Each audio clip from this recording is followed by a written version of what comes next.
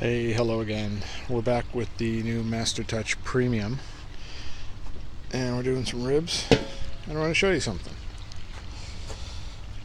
I'm smoking away, and this grill is not smoking. Why is it not smoking? Because we had to modify the back hinge, the only hinge, and by doing so, we have it so it closes.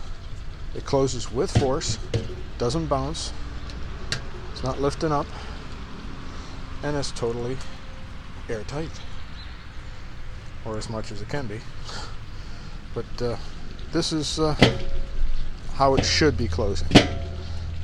And there's a simple modification that has to be done to the back hinge, and that'll fix pretty much everything. But we have to do that in another video. Thanks for looking. Have a good one.